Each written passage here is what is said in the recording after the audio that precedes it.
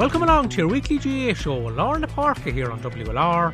It's Thomas McCarthy here till 7 o'clock, and hope you're all keeping safe and well out there. Coming up over the next hour, Offaly chairman and Sunday game analyst Michael Duignan on why the National League shouldn't go ahead. And we'll also hear from new Waterford football boss Shane Ronayne. So the headline on the back of Wednesday's Irish Daily Mail was "Not worth it. Playing leagues too risky and too costly." That's according to Offaly chairman and Sunday game analyst Michael Duignan. And delighted to say that Michael joins me on the line now. And Michael, that was a very strong piece with Philip Lanigan in the Mail during the week. Can you explain why you feel that the league shouldn't go ahead? I suppose, Tomas, I'm only giving an opinion here. I suppose important to say, but I think just assessing where we're at the minute. I suppose as a country, and I think as the GAA, I suppose we have more information now than we had, say, even before Christmas when the GAA were planning the season ahead. And in fairness to the GAA at national level, you know, they have to plan, and they had to plan their National League and plan their fixtures. And one of the debates was whether the county would come first or the club come first. And when the decision was made to go county first, they obviously put their programme out there for the year. But I suppose a number of things have changed, and in terms of, obviously, first of all, you know, the situation we're in from a medical point of view, from a health point of view, with the virus raging at the minute and so many people in hospital and ICU. You know, I think the possibility of teams going back training in the short term is non-existent. I don't think there's any appetite out there for it in the communities. And secondly, I think maybe when the dust has settled now on last year and the financial implications come to light, with counties holding their conventions in December, etc., like ourselves, that, you know, a lot of counties outside of, I suppose, a number of counties who, they're bigger counties, maybe they're financially stronger, and maybe they had maybe built their own resource and have done their own fundraising, which you can't knock. But in our own position, I suppose we showed a loss last year of about 260,000, and we did our budgets for the league this year to train and prepare for the league. You're probably talking about another 200 to 250,000 with no opportunity to get in any income. So we were looking at, I suppose, you know, we'd be looking at a rolling loss there of close to 500,000 by the time the league would be finished. And I don't know how, you know, in all consciousness we could go out and start training when we don't actually know where we're going to get the funds to. The GAA have said that they have no funds available at the minute for us. You know, how can you trade like that? If there's a business, you couldn't trade. It'd be reckless trading. So we have no way of knowing how we're going to pay our expenses and pay our players and expenses, pay nutrition, etc., gear, everything else. So I think until we get a more solid footing under that and know where we're going and what funding might be available, whether that's through the GAA, you know, maybe borrowing some funds or the government supplying some maybe more support. I don't think it'd be feasible for us to get going. And as I say, I don't think in the current climate anyway that there's any appetite or any possibility. I think it's you know, it just wouldn't be on at present. Yeah, like you mentioned there, Michael, that Offaly suffered a loss of 260,000 in your accounts for 2020. Here in Waterford, there was a deficit of 216,000.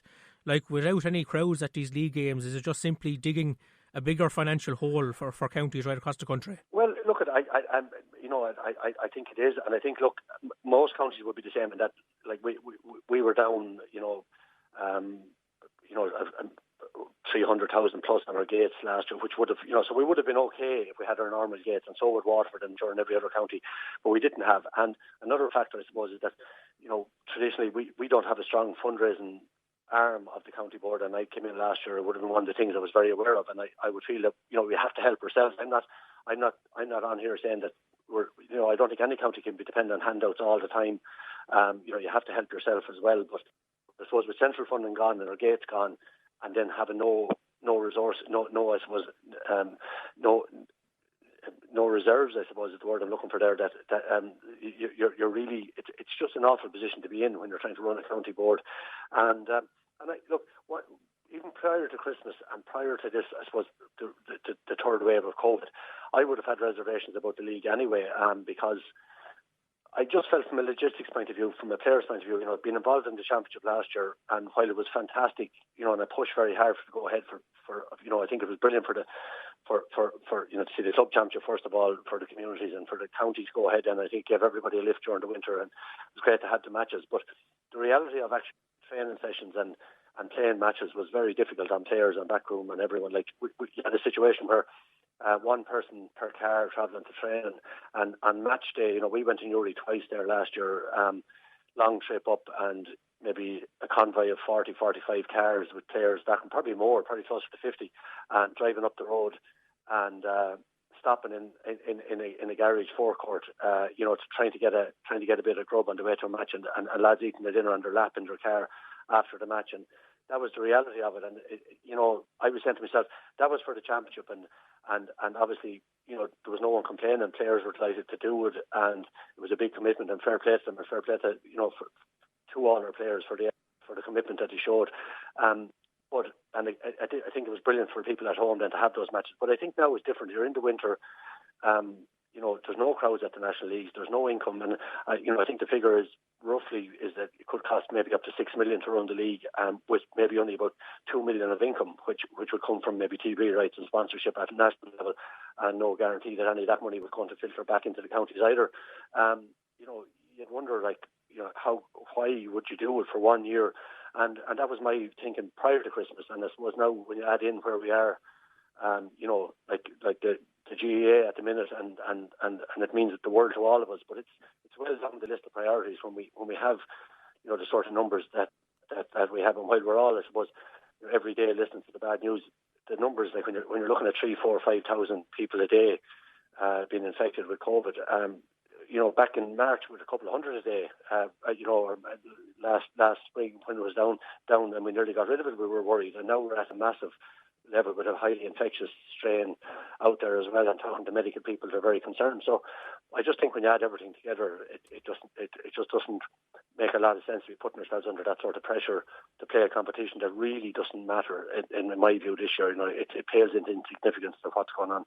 Yeah, like Michael, there's a financial side to this, and as you touched on there, there's a health and safety side as well, and the numbers have been absolutely staggering in the last couple of weeks. Okay, is there a case now for intercounty training being pushed back even further, do you think?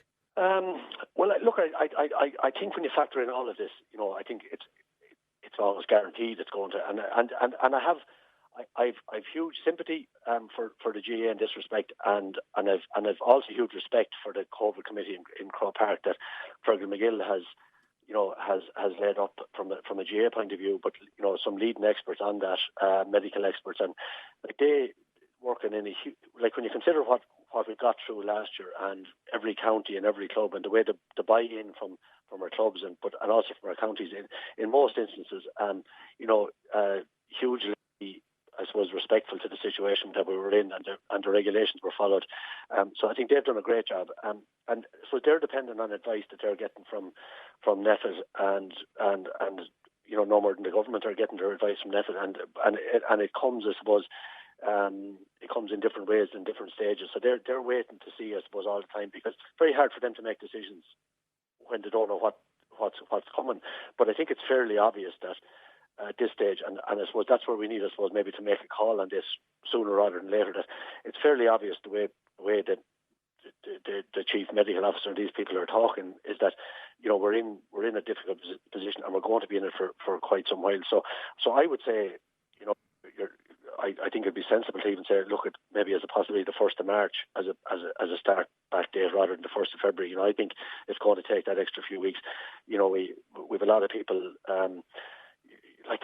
under pressure in so many ways. And look, I'm just looking at my own, I suppose, circle and friends and people I know, but self-employed people find it very hard. Brexit is having a big impact.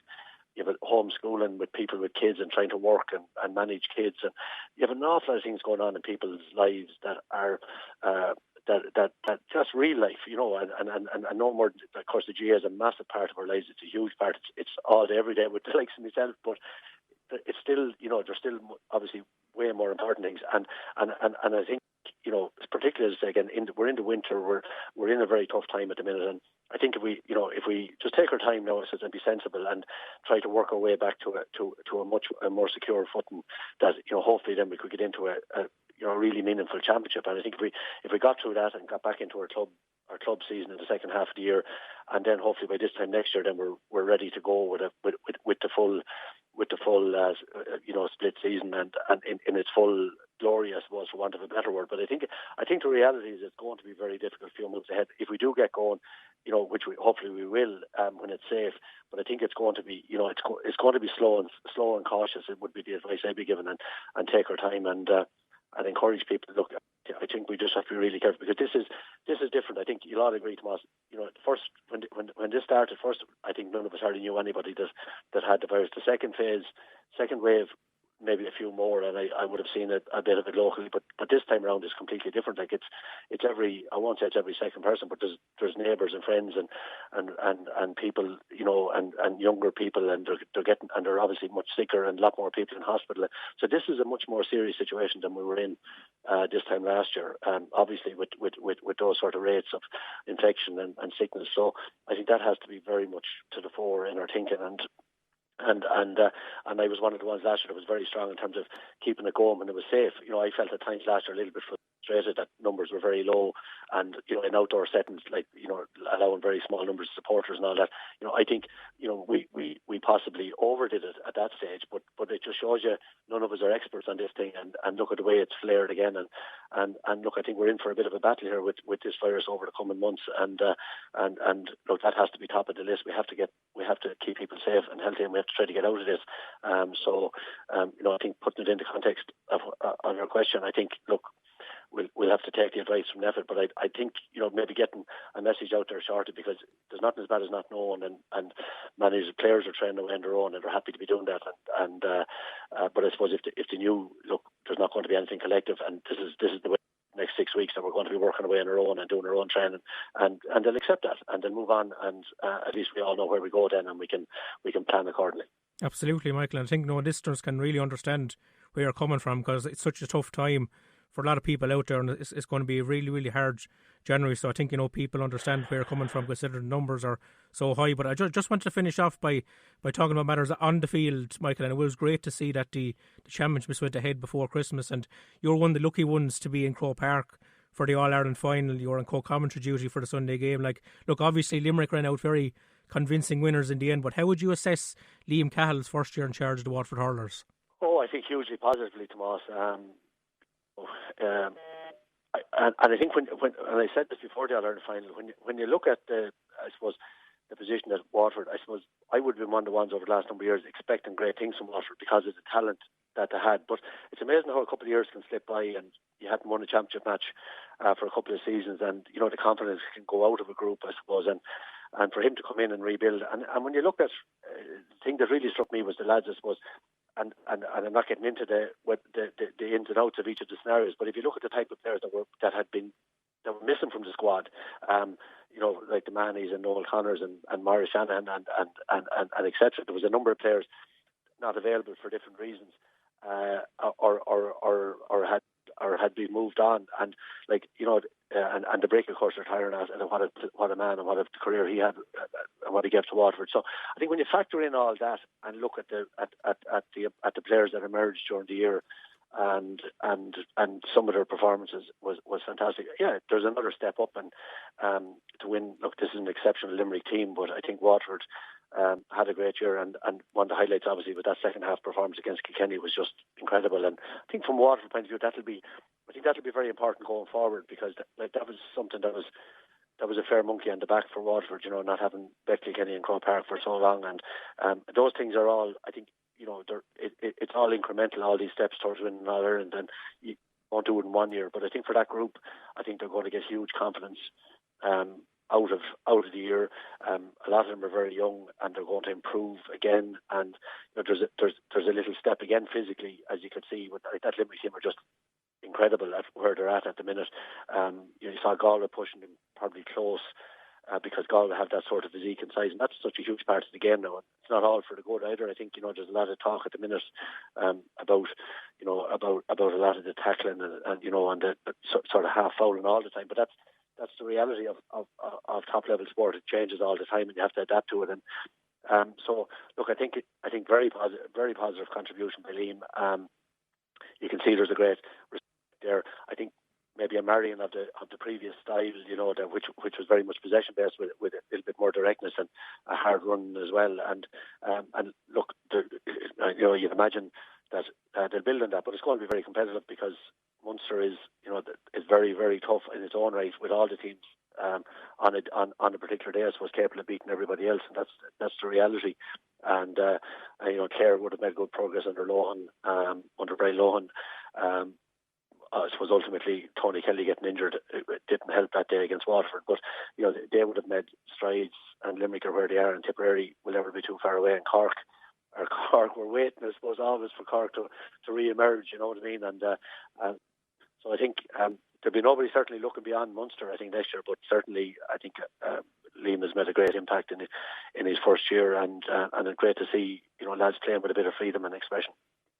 Well, Offaly chairman and Sunday game analyst Michael Duignan, thanks so much for your time today, and all the best for 2021. You're more than welcome, Tomas. Always glad to talk to you. Thank you. Now you're hurling. Lorna Porca with Tomas McCarthy on WLR.